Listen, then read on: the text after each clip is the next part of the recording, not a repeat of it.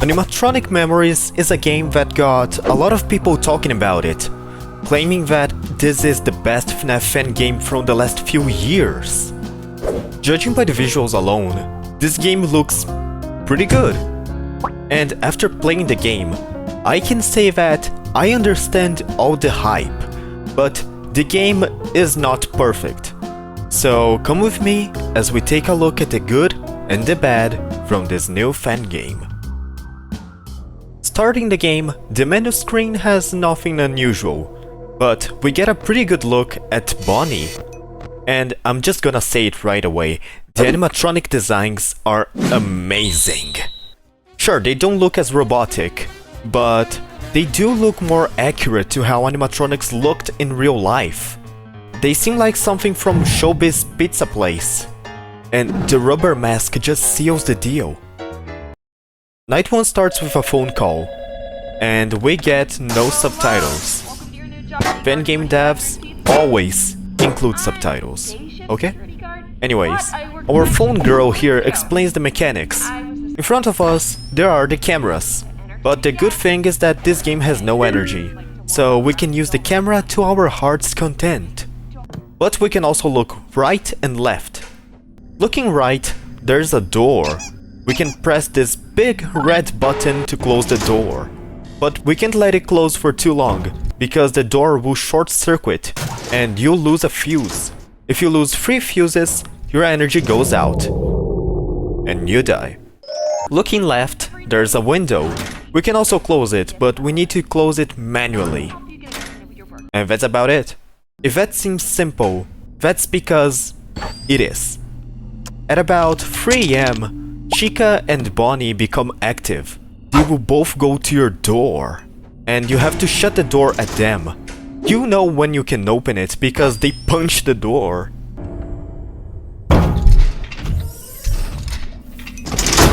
That is some serious anger issues.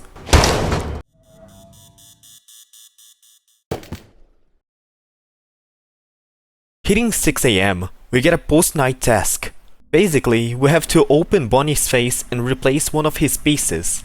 That reminds me a lot of Five Nights at Freddy's VR. At the same time, behind us there is an old mascot. When we hear his footsteps, we have to turn around. If we see him running at us, we gotta charge this taser stick, and we actually get to see the animatronic getting shocked. That is actually insane. On the first few times. This same task plays after every night, and it's always the same thing. There's no strategy or nothing. If you see Ronald McDonald running at us, you don't really have to be fast. You can just charge your stick right there at the place and shock him. And since he's the only danger, there's virtually no threat. It stops being scary and just becomes repetitive and inconvenient.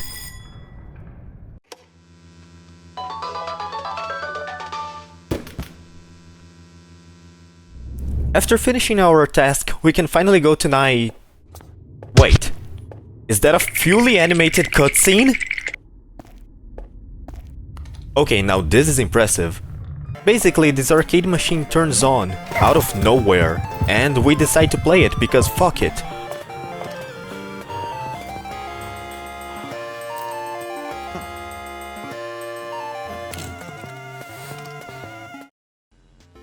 Oh, now this is even more impressive.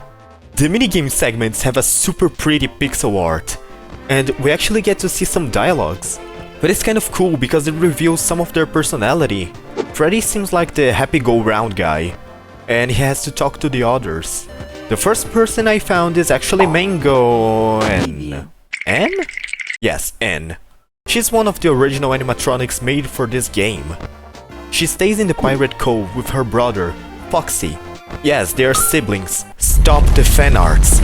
Unfortunately, I couldn't talk to the others because I saw a glitched wall. And you know how it goes with FNAF games. Where there are glitches, there is lore. Getting to this place, we need to walk around and find a Freddy plushie, and then give it to this crying child. And then... Another art style? Are you kidding me? The devs went all out with the art in this game. I love that. In this cutscene, we see through the perspective of a child that was abducted by Afton. That is pretty interesting, but also very sad. In Night 2, Freddy becomes active. Just like Bonnie and Chica, Freddy will also go to your door, but he doesn't attack you right away. He will mess with your fuse box. And then he kills you. Yeah! The game tries to make it seem like Freddy is different from Bonnie and Chica, but he just isn't. He just takes way too long to kill you. Night 2's minigame has you playing as Bonnie, and he doesn't seem happy to be in the cleaning duty. Also, now there's a glitched endoskeleton walking around, and he can hurt you, but he is super slow. So, for him to actually hit you, you have to try and get hit. So let's just pretend he doesn't exist. Luckily for Bonnie, he doesn't have to work for long because after some time, we find a glitched table. Once again, find child, find plushie, and you are one step closer to the true ending. On night 3, we are introduced to the two pirates, Foxy and Anne. They both stay in the Pirate's Cove. Through the night, we can see them slowly leaving their stage, which reminds me a lot of Foxy in FNAF 1.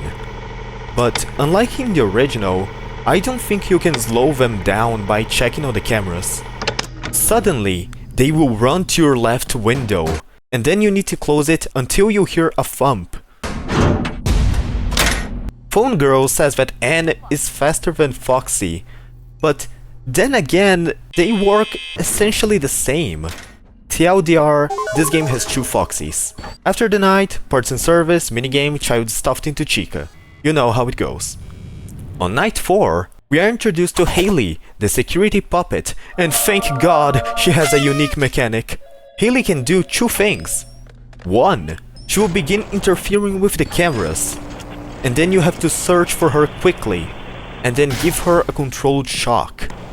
If you don't, she will blow a fuse. And 2, she will go to the kitchen and try to crawl on the ventilation system. You have to go to camera 2 and give her a controlled shock. Also, I think that Foxy and Anne are not active during this night. My best guess is that this is for you to get used to the puppet. And then minigame, yada yada. Night 5 does not introduce anyone. So I'll stop beating around the bush, and I'll just talk about the problems with this game. The obvious one is that this game is super repetitive. Freddy, Chica and Bonnie work the same. Foxy and Anne work the same. After every shift, you do the same thing. Then you play a minigame to see basically the same cutscene. Don't get me wrong, I'm not saying that this game is bad or unfun. Quite the opposite actually. The game makes up for the lack of variety in the gameplay loop with the art direction.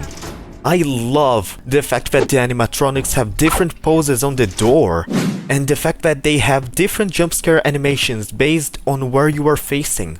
Even if the post-night task is repetitive, the taser animation is still a delight to see. And although the minigames are short, I think they are super charming, and there are some nice details, like Freddy doing a magic trick, or seeing Foxy sneezing because of the dust. But I will say that they could have made these ghost cutscenes a bit more varied. I think the cutscenes would have been way more impactful if they gave more emphasis on the child's thoughts. One piece of media that does that really well is the FNAF tapes from the channel Beddington. After night 5, we can finally go to the last night. Overtime. Despite being asked to go home tonight, you came back. Everything you saw and everything you encountered here kept you awake. Something was calling you back here. And to your surprise, the entrance to the pizzeria was not locked. The building was quiet. Most of the lights were off, and there was not a soul in sight. You decided to go to the security office and check if there was anyone on the night shift. But there was no one there either. You decided to start your shift as usual and find out what was going on in the morning. While there, you felt a growing sense of unease and couldn't shake the feeling that you were being watched.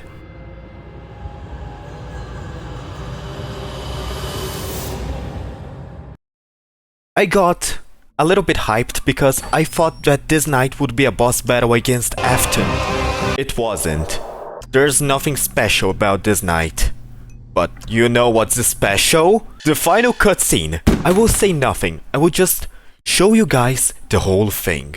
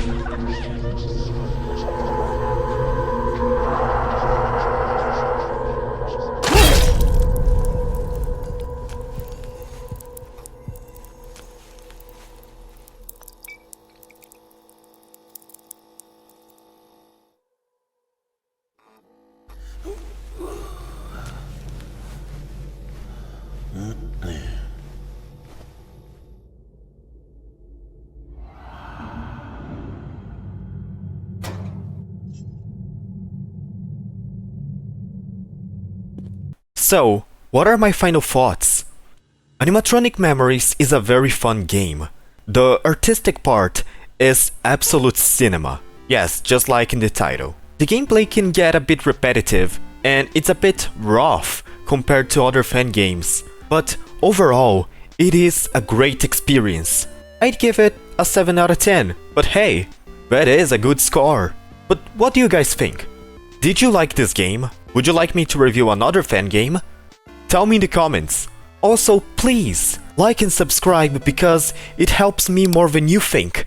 And hopefully, I'll see you next video. Until then,